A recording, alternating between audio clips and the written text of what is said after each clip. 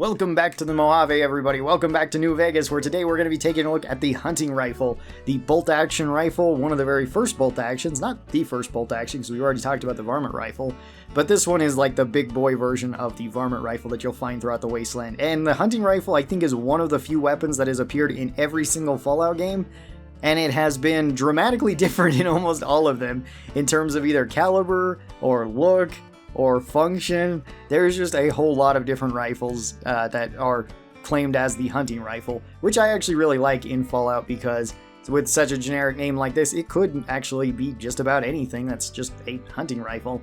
So the hunting rifle is probably going to be one of the very first 308 weapons that you get your hands on. This depends, because you can get access to like battle rifles early on, since vendors can sell them and they are pretty strong too. This is a 5-shot bolt-action rifle that has been kind of crudely put together. So for the base stats of the hunting rifle, this one requires 50 guns and 6 strength to wield, so we are getting up there in terms of strength needed and gun requirements, but assuming that you're getting this towards the mid-game and you're going to the guns character, you'll probably be able to wield this no problem. This one does 52 damage per shot, so it's pretty high damage. This one only does 49 damage per second though. It has a slow rate of fire. Bolt-action rifles just inherently are slow like that. This one has 52 crit damage, so very high in terms of crit damage. This one has a 2x crit modifier, so you're more likely to hit crits with it, which is really good. This one costs 40 action points to use, so it's not really the best for a VATS build. However, it is very accurate, so it's not terrible for a VATS build either. It's just you're not going to get a whole lot of shots out of it. This one has a 0.01 spread, so it is basically pinpoint accurate. You're not going to get really any more accurate than this. The only thing that is more accurate than this is like the alien blaster, I think, that has a perfect 0, but the hunting rifle is extremely accurate. This one holds 5 rounds in it, which is fine for a bolt-action rifle. This one weighs 6, so it's not very heavy, and this one has 300 item health, which 300 item health is really good, especially for a weapon like this that you're probably not going to be shooting a whole ton. Most fights you don't have to be using the hunting rifle throughout most of it, and with the slow rate of fire, this one doesn't break super fast. As for the basic pros of the hunting rifle, this one does really high damage per shot, this one has very long range, and this one has really great ammo. Those are 3 of its biggest advantages. If you want a improvised sniper weapon, or this can totally turn into a sniper weapon, the hunting rifle might be a really good option, and the 308 round is really good because of how versatile it is in the game. For the major cons of the hunting rifle, this one does have a very slow rate of fire, and it has low DPS because of that slow rate of fire. So if things start getting right on top of you, yeah, firing a bolt-action rifle is not really one of the more efficient things to do. It can work, you can definitely get away with it, because anytime that you do hit something, it's going to hurt it, but you just don't shoot all that quick. So if there's a lot of things trying to swarm at you, fly at you, run at you, whatever it might be, you might be in for a little bit of trouble since you have the hunting rifle. Now let's talk about the different ammos that you get, since I said the 308 is such a good ammo, and it really is. There is only 4 different types of ammo, but they kind of cover everything that you would need. You have the base 308 rounds, which just get you, well, regular damage, regular everything, like most of the rounds do for most weapons.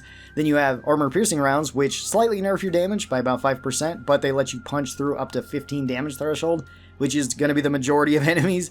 Most enemies don't have any more armor than that, so armor-piercing 308s are really good. Then you have hollow points, which give you more damage towards enemies, but they also make it so the enemy has more armor. If the enemy doesn't have very much armor or any armor at all, then they're just a straight bonus. And then you also have the jacketed soft point rounds, which are made from hand loader, and they're one of the best rounds that you can actually put into the gun, where they do break your gun a little bit quicker than normal, but they do give you a flat amount more damage. You get 30% more damage for breaking your gun 50% faster, which is a pretty good trade-off, especially for something like the hunting rifle, where you're probably not going to be firing out tons of bullets through it, so it's going to take a long time for this to actually break down. And with all of this, for the base hunting rifle, I'd actually put this one up into B tier. It's pretty decent. It does kind of lack in the DPS factor, so that kind of hurts it, but just the base hunting rifle is a pretty formidable weapon all the way through the game. Now there is 2 other versions that we need to talk about with the hunting rifle. One is the modded version and one is the unique version. For the modded version, you can have 3 mods onto your hunting rifle. You can have a scope, a better bolt, and a larger magazine. The bolt makes so your rate of fire goes up pretty decently. It's still not super fast, your DPS doesn't increase by a massive amount, but it is faster, so that's pretty nice. The scope, I would say, is probably the biggest thing that you want to go for with the hunting rifle, and it can be kind of hard to find this.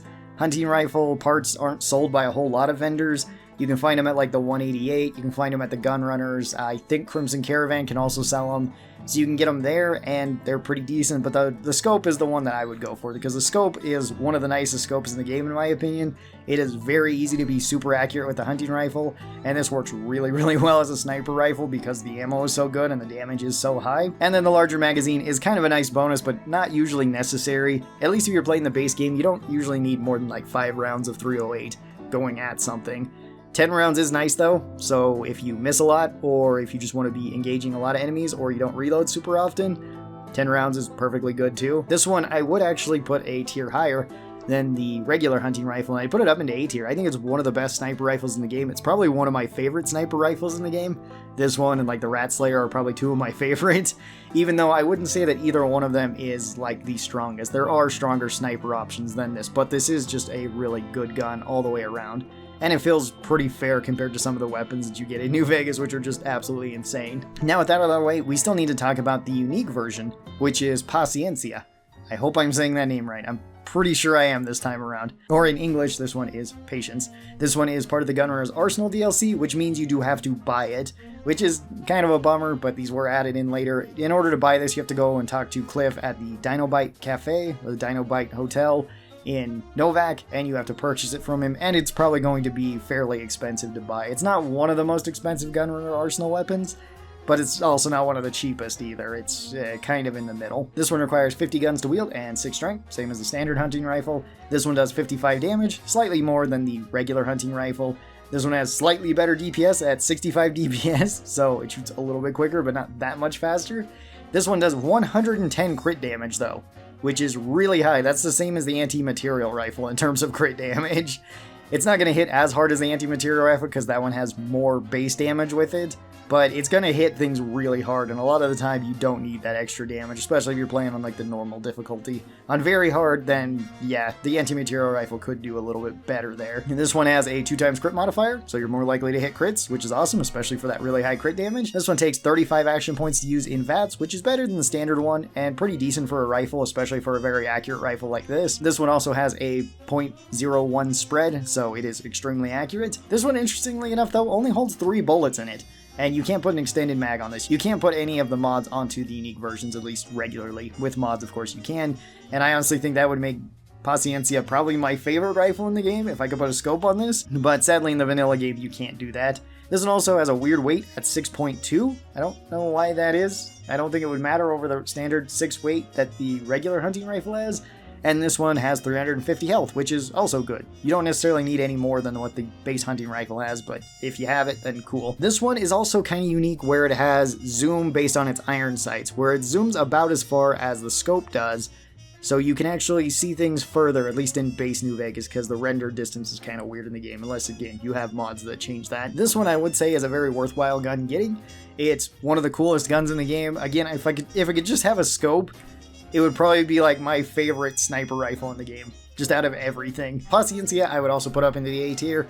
I'm not going to quite put it up into S tier, although if anybody was to argue that it is an S tier weapon, I would say fine. Like, that's perfectly cool. It's one of my favorite weapons in the game. It's a really cool gun overall in the game. The low rate of fire and the low magazine size are kind of the only thing that's holding it back for me compared to other weapons, but everything else, if you just want a good all-around long-range rifle that has a very good ammo type, then Paciencia is really good, or the hunting rifle with all the mods on it is really good too, or just the scope really. So tell me your thoughts on Paciencia and the hunting rifle down in the comments below. How do you enjoy them? Also, would you like to see more hunting rifles in New Vegas?